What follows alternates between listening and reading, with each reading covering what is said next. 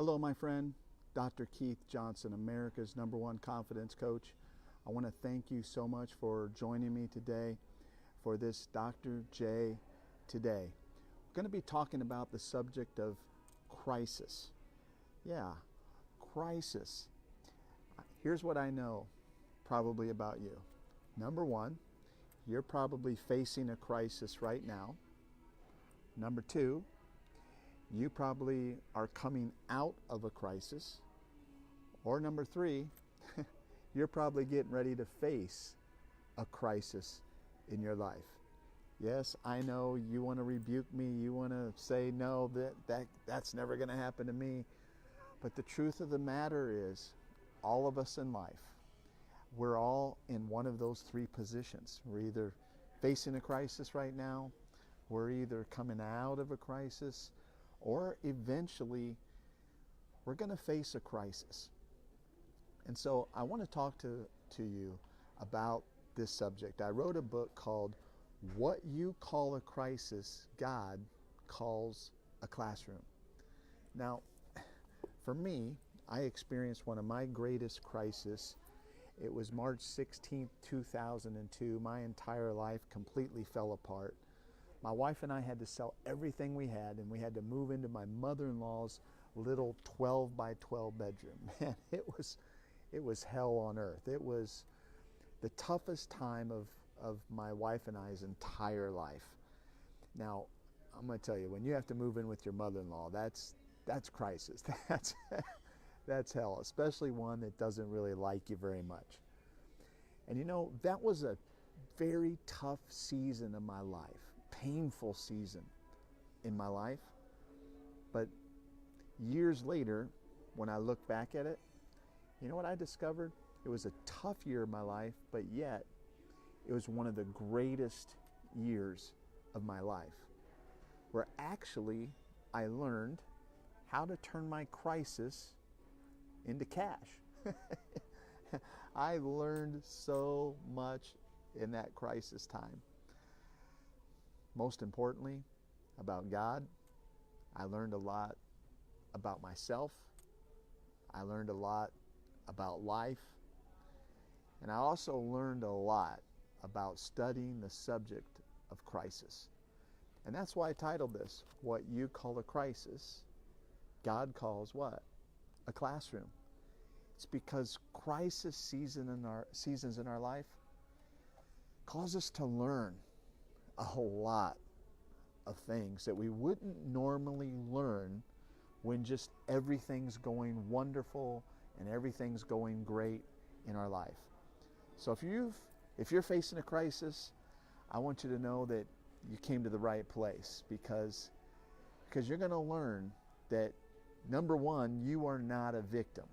That's what I want to help you with.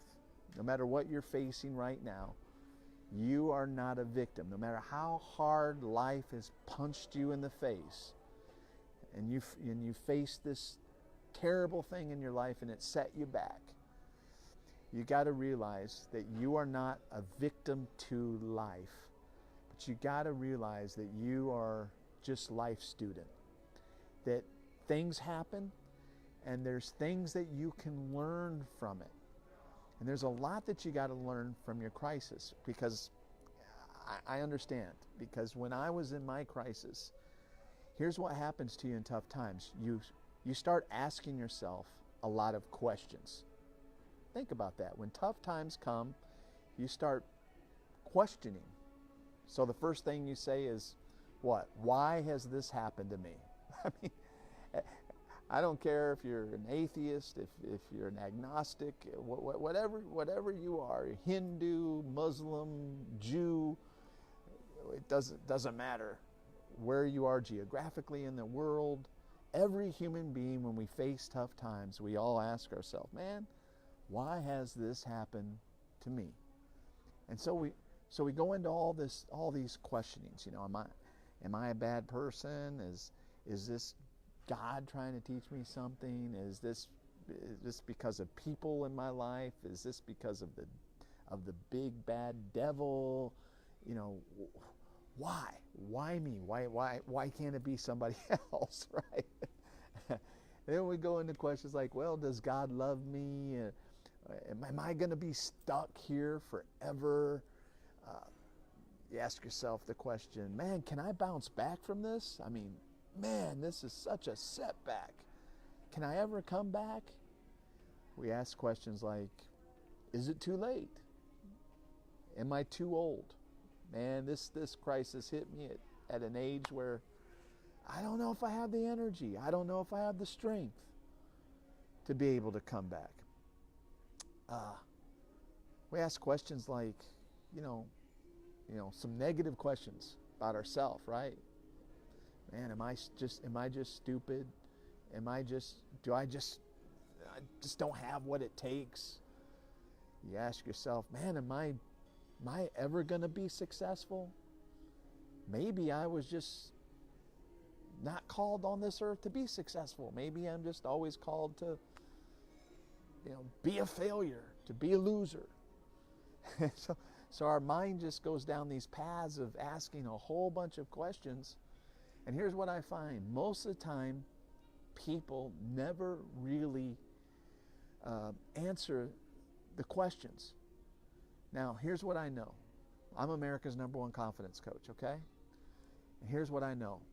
A mind full of questions will always lack confidence.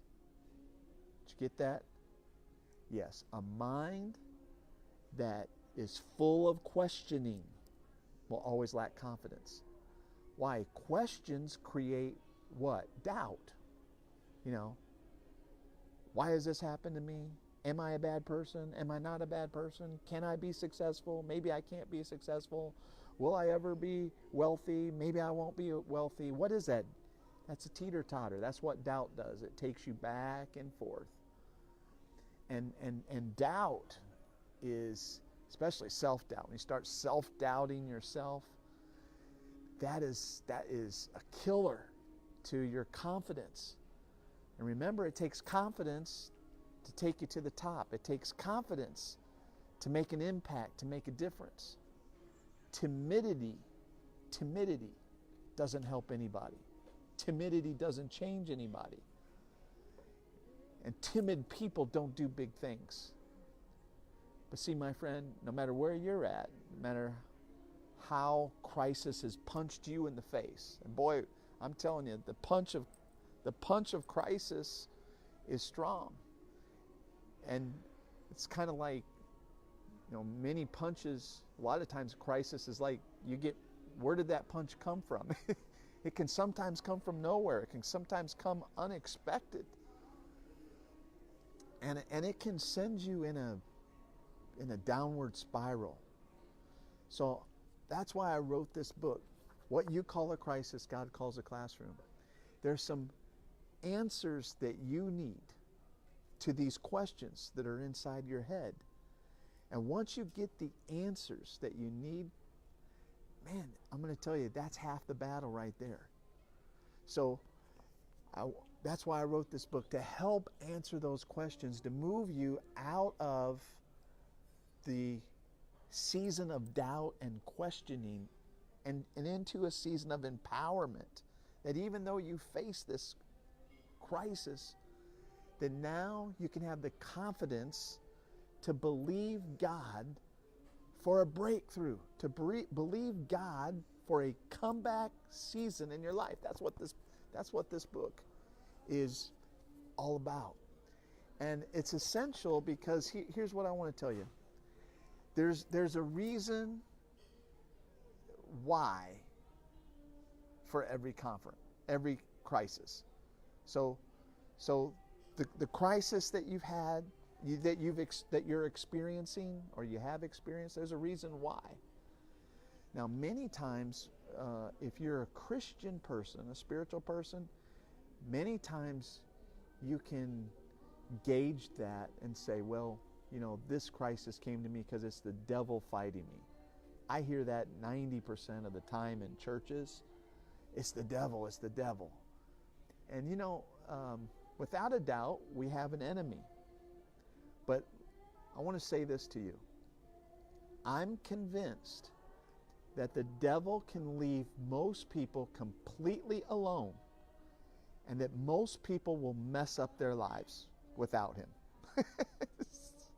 I want you to think about that. We blame too much stuff on the devil, and we don't really take personal responsibility.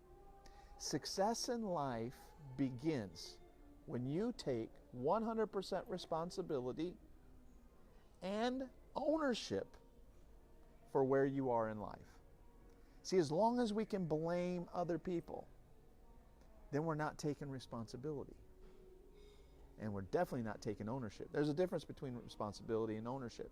Responsibility says, yes, I did something stupid. Yes, that's okay. I take responsibility for it. But ownership takes it one step further. It's not just sitting back saying, yes, I shouldn't have done that. I made a mistake. I didn't know. I didn't have the knowledge. I got deceived, got tricked.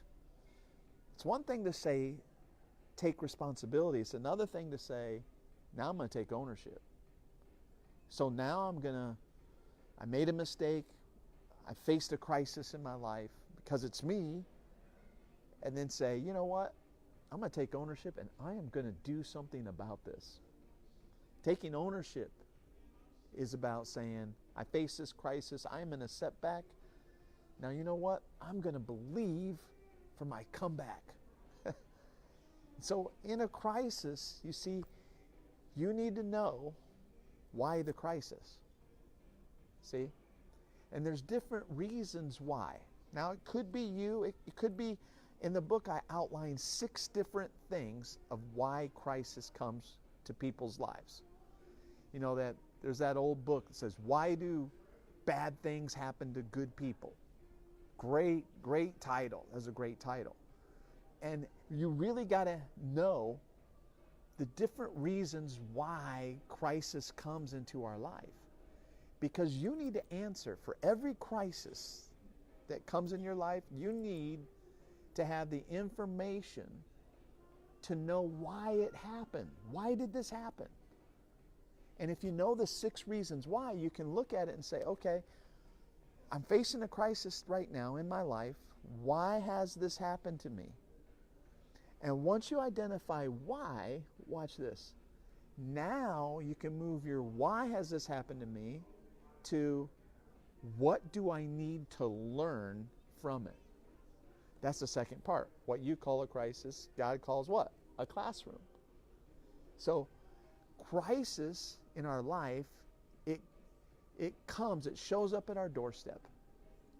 And it shows up at our doorstep really as a gift. Crisis comes as a gift that doesn't look like a gift. I mean, when it first comes, it's like, why? What? Right? Crisis is a gift from God to me? Yes. Sometimes without a crisis, we'll never change our belief systems. Right? I mean, that's just the truth of the matter. And so we got to know why the crisis. There's 6 different reasons that I share in my book. Then the second thing we got to know is, once we know the why, now we got to know what. What is it that I need to learn from that particular crisis? So I'm no longer life's victim.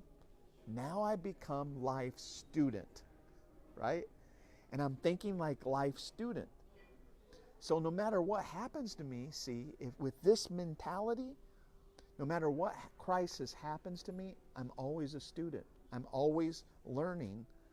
So I'm not letting, watch this, I'm not letting what Hosea 4:6, my people perish because of a lack of what? Knowledge. I'm taking the crisis that happened in my life and I'm using it for my advantage for the future. Because I'm extracting something from that crisis that I need to help me be successful in my next season. I took my wife's car to the car wash just the other day. And there's a good Christian brother that runs the car wash, and I always like talking to him. And he was, we've been talking about him buying another car wash, and he needs $800,000. And I started talking to him about it, and he started saying, well, he says, he was kind of talking negative and saying, well, I'll never be able to buy a new car wash like we talked about. I said, well, why? And he says, well,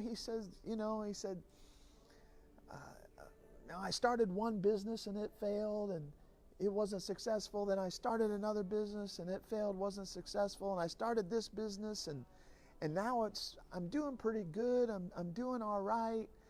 And he said, maybe God just doesn't want me.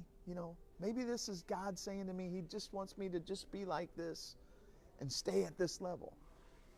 And I'm like, you're looking at what he was doing is he didn't clearly understand the crisis that he faced in his past. He wasn't leveraging the crisis and using the crisis for personal empowerment. He was looking at his crisis in the past, and it was disempowering him for his future. So here he is in the future looking back saying, well, I failed at this. Now this, I'm out of my crisis, but now I'm doing okay.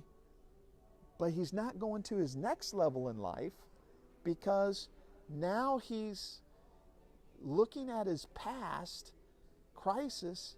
He didn't identify it right. He didn't perceive the right meaning of it. And what if he went back and says, you know what? I failed in a couple businesses. But you know what? Each one of those crises that I face in both of those businesses, they taught me something. I learned something from it.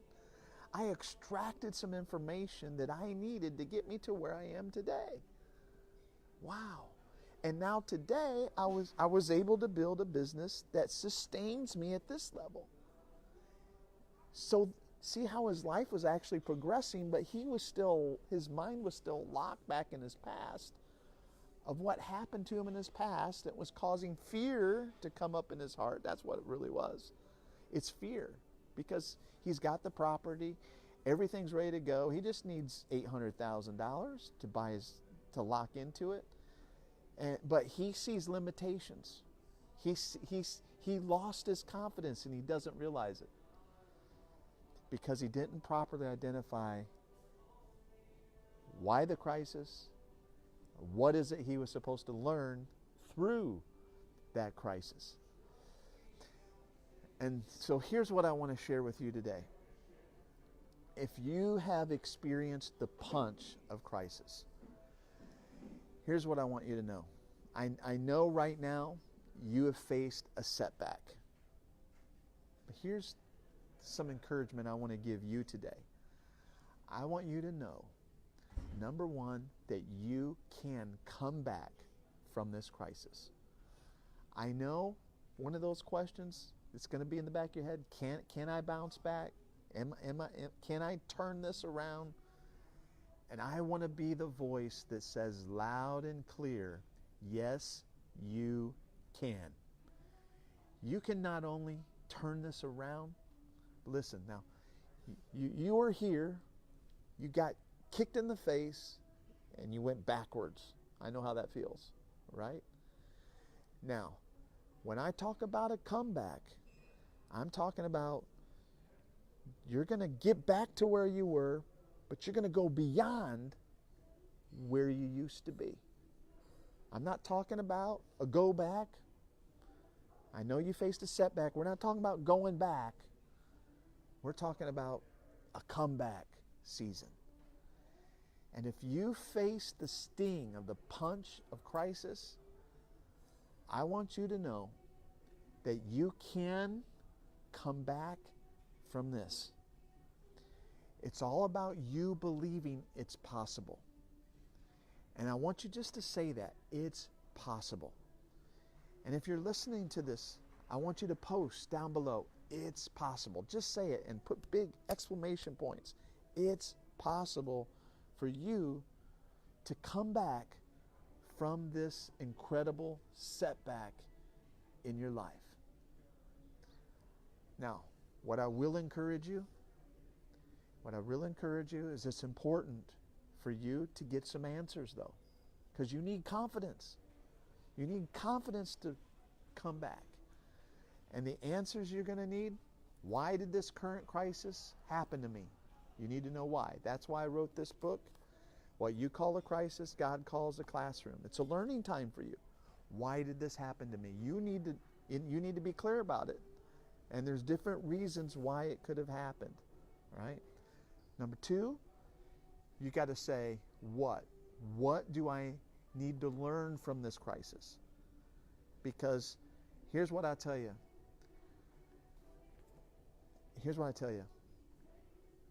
Your crisis reveals wrong belief systems. There's something in your life that you're thinking right now that needs to be changed. And crisis is the revealer of that. And you got to know, what is it that I need to learn? What wrong belief system to have? Or maybe I just don't know that I don't know, but I need to get some information and I need to learn from my crisis. Okay? The other thing you need to also know, and I include a whole chapter in here, is what to do when you face a crisis. So you need to take strategic steps. Some people say desperate times demand desperate actions. I don't believe that. When you're desperate, you do stupid stuff. Desperate times don't demand desperate actions. No. Desperate times, crisis times, demand a strategic plan on how to get out. That's why I wrote a whole chapter in here. What to do when everything falls apart. 6 things that you need to do. Okay? So, let me tell you, my friend, I want to encourage you with this. If you faced the punch of a crisis in your life and you feel like you got knocked back, maybe you feel like Rocky Balboa, right? You got punched in the face so hard, you're down on the mat and the referee's counting and it's 8, 9, things are looking really bad. I just want to tell you, you have a choice. You have a choice. Number 1, you can sit and do nothing. Because that's what you've been doing. You've been just crying. You got a tear in your beer or in your Diet Coke or whatever. You've just been sitting and doing nothing. Let me tell you, that's not the way out. That's not what a faith-filled person does. Number 2, so you can just sit, do nothing. Number 2, you can make a decision. I mean, it's either or. What are you going to do? You're going to just sit and do nothing and cry and whine about it, have a pity party. Or number 2, you can decide that you're going to have a comeback season.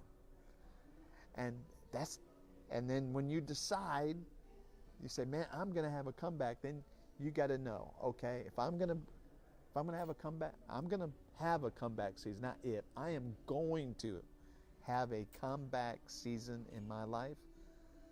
Then you need to say, what's my action steps? What am I going to do immediately to get myself out of the situation? That's what I did at my mother-in-law's house. And sometimes you got to go to the bottom of the barrel. You know how it is. Sometimes people have to reach the bottom of the barrel before they'll take massive action. That's where I was. You know, I think the church is full of people who are in crisis, and all they do is bring their amens to church, and they bring their notepads and take a bunch of notes. But where we're lacking is this execution. Knowledge alone is not power. Hear me. Knowledge alone is not power. Get all the knowledge you want at church. God bless you. I want you to get knowledge, but knowledge alone is not power. My job in your life as your coach is to get you the right knowledge and to get you to execute, to take massive action and say, man, I'm going to get up off this couch. I'm going to turn off this television set. I'm going to throw down these video games that I'm addicted to. And I'm going to stop the drugs, stop the drinking, stop the partying.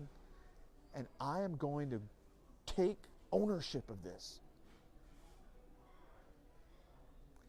And I'm going to start taking some massive action. I'm going to write out me an action plan, and I'm going to get busy, and I'm going to get moving toward my future. Hey, I hope you've enjoyed this. If you've enjoyed this, will you do me a favor? Will you share it? I know there's so many people. This, my new book, it's on Amazon. All you got to do is go to Amazon, type in What You Call a Crisis, God Calls a Classroom. You can get it to your doorstep. It's on Prime. You can have it in the next couple days. Get these answers, get these solutions that you need in this season of your life. And if you could do it, I know you know. Maybe you're listening and you're not in a crisis. And it's good for you to listen to this.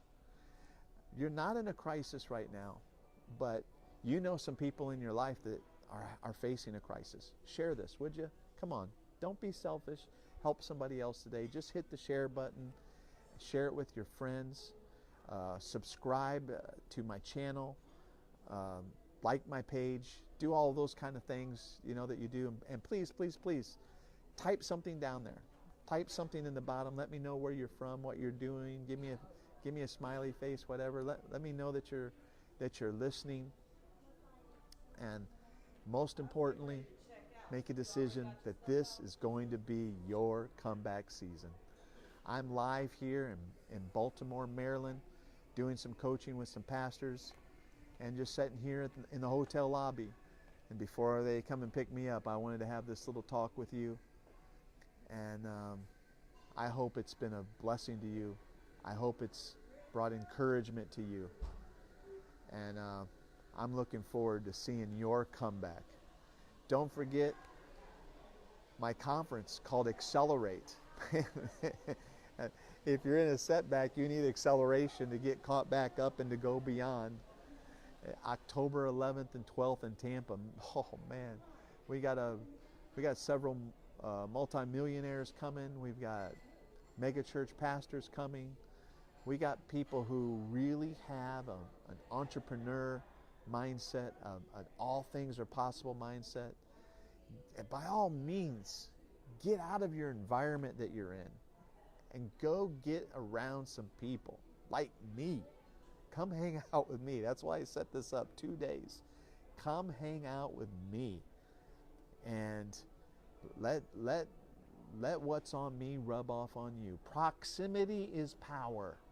Always remember that. And if you're still listening, maybe you have shut me off by now, type that in the chat, would you? Proximity is power. Get around successful people. Get around positive people. That's one thing in a crisis you need to do. I mean, you need to find some positive people to get around and intentionally put yourself in those situations. So thank you for joining me. I hope you've enjoyed this, and looking forward to talking to you again.